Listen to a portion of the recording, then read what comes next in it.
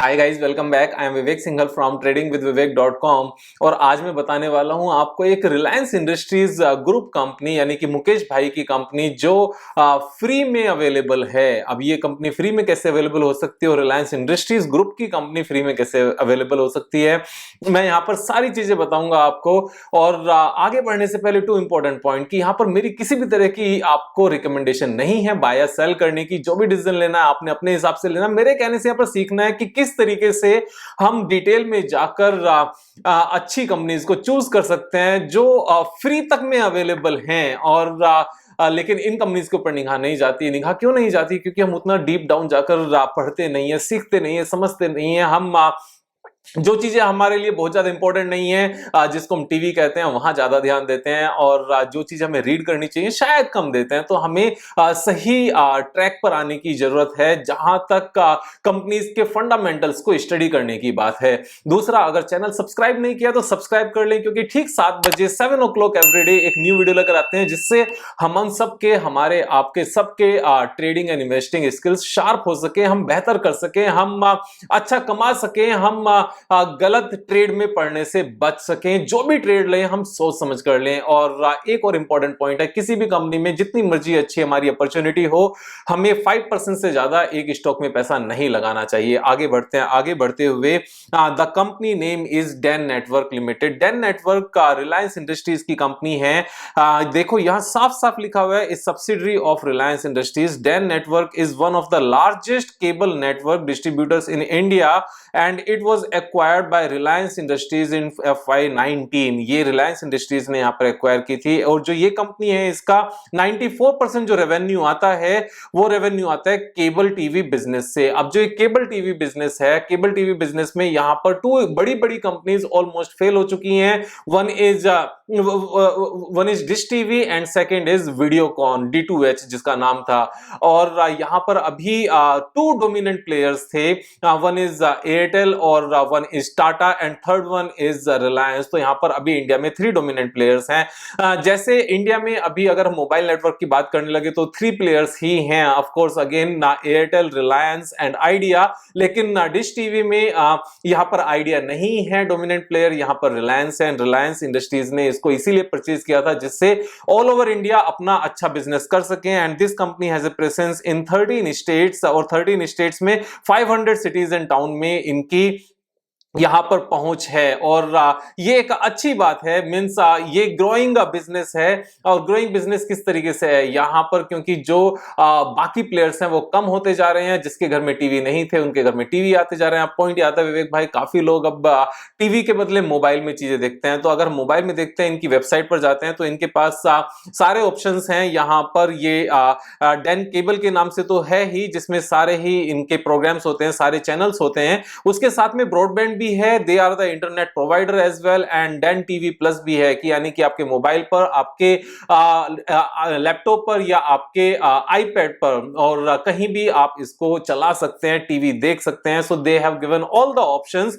Now the most important point कि भाई ये कंपनी फ्री में कैसे मिल रही है। तो यहां पर हम एक बार फाइनेंशियल्स इसके चेक करते हैं। सबसे पहले एक बार शेयर होल्डिंग पैटर्न में आते हैं। शेयर होल्डिंग पैटर्न में जाकर देखते हैं कि प्रोमोटर्स के पास कितनी परसेंट हिस्सेदारी है। That is 74.90%। इससे पहले कितनी थी? 86.53।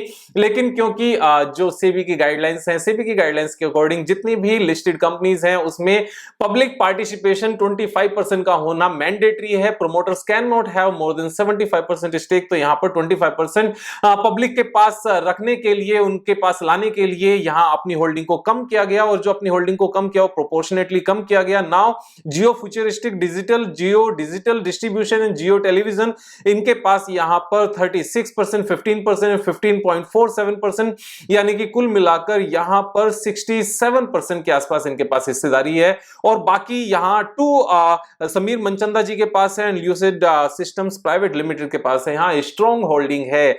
अब बात यह आती है कि आगे इसका बैलेंस शीट कैसी है। बैलेंस शीट में अगर हम जाकर देखें तो जो कंपनी के पास लोन था वो कंपनी ने सारा लोन रिपे कर दिया है। और लोन रिपे होने के बाद भी यहां पर जो अपना पैसा है वो लगातार इंक्रीज हो रहा है। फिक्स्ड एसेट्स यहां पर कंसिस्टेंट है, कंसिस्टेंस इन द सेंस जितनी जरूरत होती है उतने होते हैं, और जो CWIP है ये यहां पर क्योंकि इंक्रीज हो रहे हैं तो जहां जहां अपनी एसेट्स को बढ़ाने की जरूरत है वहां एसेट्स को बढ़ा रहे हैं। अब यहां पर एक बार क्वार्टर रिजल्ट्स देखते हैं, वो पॉइंट मैं बताऊंगा कि फ्री में कैसे है। पूरी वीडियो देखनी जरूरी है क्योंकि फ्री के साथ में बिजनेस ग्रो करके पैसा कमा कर देगा, दैट इज ऑल्सो इंपॉर्टेंट। तो यहां प्रॉफिट एंड लॉस स्टेटमेंट की बात करें तो जब से कंपनी को एक्वायर किया गया है तब से जो इंटरेस्ट कॉस्ट थी जो उससे पहले 60 करोड़ के आसपास जाती थी, उससे पहले 89 करोड़ तक जाती थी, that has been coming to zero now. Last 12 months में जीरो है, एंड ट्रेलिंग 12 मंथ्स में और लास्ट ईयर में जो ऑपरेटिंग प्रॉफिट है दैट इज हाईएस्ट एवर। इससे पहले सिर्फ एक साल में आया था मार्च 2018 में, उसके बाद लगातार यहां पर 200 करोड़ का है, एंड जो नेट प्रॉफिट है that is highest ever in last 2 years. तो 200 करोड़ रुपीस का तो नेट प्रॉफिट कमा रही है कंपनी, और पूरी कंपनी कितने की आती है? पूरी कंपनी है 2045 करोड़ की। And one more important point here, जो बुक वैल्यू है that is 60 rupees, current price is 42 rupees, यानी कि बुक वैल्यू ज्यादा पर चल रही है और नेट प्रॉफिट मेकिंग बिजनेस है। क्योंकि जो डेप्रिसिएशन है, डेप्रिसिएशन एक्चुअल में किसी को देना नहीं होता, ये मैं पहले भी बहुत बार बता चुका हूं। Depreciation is an expense on fixed assets, यानी कि वो एसेट्स जिनका बेनिफिट अगले 15-20 ईयर्स तक मिलेगा, 10 ईयर्स तक मिलेगा, उससे रेवेन्यू आएगी। जो मेन एसेट्स हैं जिनके चलने से कंपनी को रेवेन्यू आती है, तो ये एज एन एक्सपेंस दिखाया जाता है, लेकिन ये एक्चुअल में कोई एक्सपेंस होता नहीं है। इसी के चलते जो यहां पर कैश फ्लो है, cash flow is positive cash flow, तो सारी चीजें यहां पर अच्छी हैं। अब बात ये आती है विवेक भाई ये फ्री में कैसे है, ये भी बता दो। तो फ्री में ऐसे है कि कंपनी के पास इन्वेस्टमेंट कितनी है, इन्वेस्टमेंट अगर देखें तो 2398 करोड़ की कंपनी के पास इन्वेस्टमेंट है। और पूरी कंपनी कितने की है? पूरी कंपनी है यहां पर 2045 करोड़ की। अब पॉइंट ये आता है विवेक भाई इसमें इन्वेस्टमेंट में पार्ट क्या क्या है, ये इन्वेस्टमेंट में एक्चुअल में है क्या? उससे पहले एक बार अदर एसेट्स देखते हैं। अदर एसेट्स में यहां पर कैश अवेलेबल है क्या? कैश भी अवेलेबल है 166 करोड़ का, एंड यहां पर इन्वेस्टमेंट अवेलेबल है 2398 करोड़ की, यानी कि कुल मिलाकर जो इन्वेस्टमेंट प्लस कैश मिलाकर है दैट इज 2560 करोड़ के आसपास है। अब 2390 करोड़ में क्या क्या है, एक बार हम इसकी यहां पर एनुअल रिपोर्ट में जाते हैं। एनुअल रिपोर्ट में हम इन्वेस्टमेंट वाला सेक्शन ओपन करते हैं। करंट इन्वेस्टमेंट की हम यहां पर बात कर रहे हैं। ये जो करंट इन्वेस्टमेंट है ये सब्सिडरी कंपनीज में इन्वेस्टमेंट नहीं है। जो सब्सिडरी इन्वेस्टमेंट में जो इनकी इन्वेस्टमेंट है दैट इज डिफरेंट इन्वेस्टमेंट, उसको यहां पर अलग से पार्क किया गया है, अलग से दिखाया गया है। All these are the investment in subsidiary companies, but जो वहां पर वो 2000 करोड़ से ज्यादा की इन्वेस्टमेंट है that is a current investment. और वो करंट इन्वेस्टमेंट में क्या क्या है, यहां पर आता है Aditya Birla sun life corporate bond funds growth, और UTI corporate bond fund, UTI short term income fund, Kotak floating rate funds, SBI banking and PSU debt fund. उसके बाद में ICICI prudential short term fund and HDFC low duration fund, Kotak banking fund and ABSL low duration fund, यानी कि ये सारे के सारे इनके पास ये फंड्स हैं, डेट फंड्स हैं। यहां पर डेट फंड्स की टोटल यहां पर वैल्यू कितनी है? टोटल वैल्यू यहां पर मिलियंस में ये वैल्यू लिखी हुई है। अगर आप यहां पर देखोगे दिस इज इन मिलियंस, और मिलियंस में मिलियंस को अगर करोड़ में यहां पर कन्वर्ट करना है तो एक जो पॉइंट है, जो डेसिमल है, उसको एक पहले लगा लो, क्योंकि 1 मिलियन में 10 लाख होते हैं। तो यहां पर ये 538 करोड़, 105 करोड़ एंड 211 करोड़, 406 करोड़, 229 करोड़, यहां पर ये ऊपर वाली फिगर हो गई। कुल मिलाकर 1491 करोड़ एंड नीचे वाली टोटल मिलाकर ये 5781 करोड़। हमारा जो टोटल निकल कर आता है दैट इज 2071 करोड़, 2071 करोड़। अभी 2071 करोड़ जो फिगर है वो एक्चुअल में लास्ट ईयर की फिगर थी, मार्च 2021 की। अभी सितंबर की जो बैलेंस शीट आई है और उस बैलेंस शीट में जो ये इन्वेस्टमेंट इंक्रीज होकर कितनी हो गई है 2400 करोड़। और ये 2400 करोड़ यहां इसलिए नजर नहीं आ रहा है क्योंकि यहां पर ये एनुअल रिपोर्ट है। एनुअल रिपोर्ट ईयर एंड पर आती है, लेकिन बैलेंस शीट अब हाफ ईयरली आ जाती है। पहले बैलेंस शीट भी ईयरली बेसिस पर आती थी, लेकिन सेबी ने यहां पर चेंजेस किए कि बैलेंस शीट हाफ ईयरली आनी चाहिए। नेट प्रॉफिट स्टेटमेंट जो होती है मींस पी&एल स्टेटमेंट, वो क्वार्टरली बेसिस पर आती है। तो यहां पर 2400 करोड़ रुपीस का तो यहां पर डेट फंड्स हैं, 166 करोड़ का यहां पर कैश है।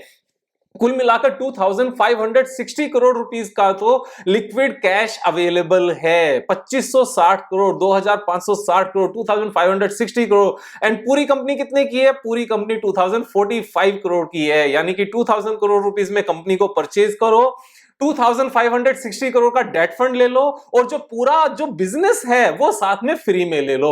तो यहां पर क्या क्या फ्री में आ रहा है? यहां पर 2045 करोड़ रुपीस में 2045 करोड़ का तो डेट फंड आ ही रहा है, साथ में 500 करोड़ का डेट फंड अलग से आ रहा है, और साथ में ये बिजनेस फ्री में आ रहा है। तो ये पूरी कंपनी एक्चुअल में फ्री में आ रही है। जो बिजनेस है फ्री में आ रहा है, 500 करोड़ भी फ्री में आ रहे हैं, और जो ये 2000 करोड़ है इनका हमें डेट फंड मिल ही रहा है। तो ये अपॉर्चुनिटी अब मार्केट में मिलती कैसे है? क्योंकि बहुत सारे क्वेश्चंस ये आते हैं, विवेक भाई बाकी किसी की ध्यान नहीं गया क्या यहाँ पर?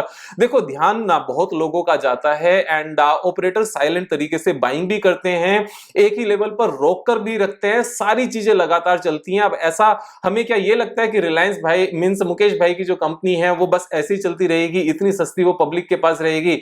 अगर ऐसा होता तो स्टॉक मार्केट में उनकी कंपनी सबसे बड़ी कंपनी नहीं होती। यहां पर इस बात को भी समझने की जरूरत है। बहुत बार क्या होता है, अच्छी कंपनी नीचे के लेवल पर लगातार चल रही होती हैं, क्योंकि वहां पर एक्यूमुलेशन चल रहा होता है, और कई बार बहुत सारी बेकार कंपनीज भी टॉप पर चल रही होती है, क्योंकि वहां पर डिस्ट्रीब्यूशन चल रहा होता है। डिस्ट्रीब्यूशन कहते हैं साइलेंटली एक ही लेवल पर लाकर अपने माल को बेचने को, और एक्यूमुलेशन कहते हैं नीचे लाकर साइलेंटली चुपचाप माल को खरीदने को, इकट्ठा करने को, और जब जितनी क्वांटिटी में माल चाहिए उसके बाद जब वो लेकर चलना शुरू करते हैं तो फिर वो हाथ में नहीं आता उसके बाद, तब तक बहुत देर हो चुकी है। जेपी पावर में भी कुछ ऐसा ही हुआ था, रिलायंस पावर में भी कुछ ऐसा ही हो रहा है। यहां पर रिलायंस पावर अनिल अंबानी ग्रुप की कंपनी है, लेकिन ये मुकेश भाई की कंपनी है, बड़े भाई की कंपनी है, इंडिया की सबसे बड़ी कंपनी की सब्सिडरी कंपनी है, that is available for free. 2045 crore की मार्केट कैपिटलाइजेशन है, एंड 2560 करोड़ का यहां पर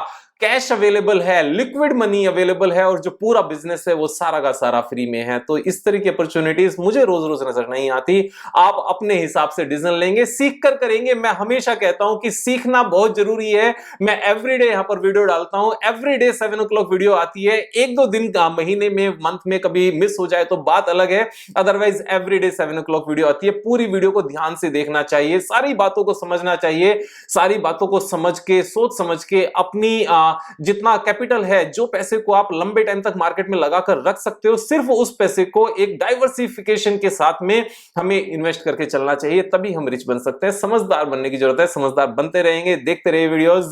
कल फिर मिलेंगे एक नई वीडियो के साथ, तब तक मजे करो यार। Thank you so much, have a nice day.